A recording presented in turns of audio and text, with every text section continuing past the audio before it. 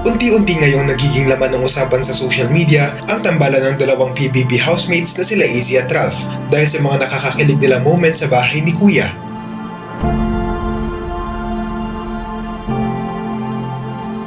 Ito ay matapos umamin ni Izzy na may feeling siya kay Ralph na mas lalo naging malinaw noong nagkaroon sila ng night out at nalasing siya.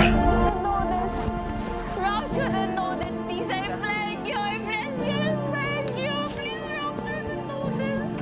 Rob shouldn't know. Noong una pa lang ay sinabi na ni Ralph na wala siyang feelings kay Izzy dahil na rin nasa komplikadong relasyon pa siya sa kanyang boyfriend na nasa outside world at hindi pa malinaw ang lahat sa pagitan nila.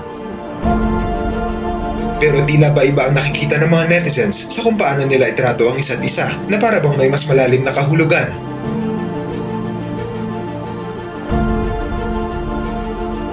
At dahil nga sa mga nagsusulputang video nilang dalawa, hindi maiwasang maikumpara sila sa tambalan nila Dustin at Bianca na raunang mabuo sa PBB.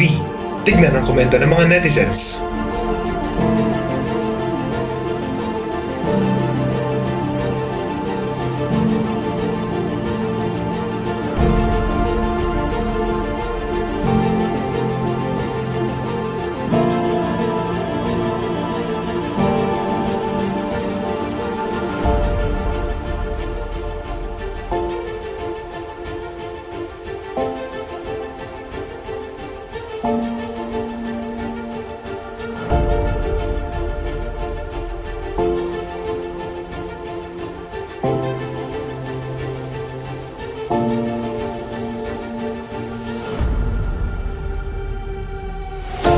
Pero sa kabila nito, dumarami na rin ang mas lalong kinikilig sa Dust Bia, lalo na sa pag-asikaso ni Dustin kay Bianca noong nalasing ito.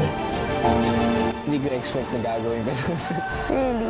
Yeah. Really? Of course, yeah. Ask me a question, kwento.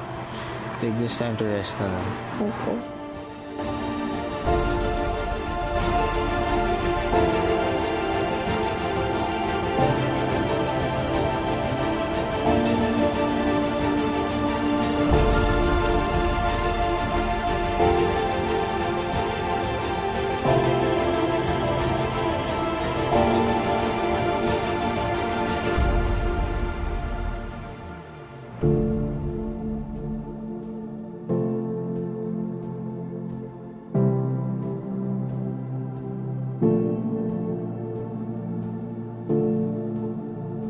Sino nga ba ang mas tumatak ang love team sa dalawa? Ang tambalan bang Dust Bia o Izzy Ralph? Ano ang masasabi nyo rito?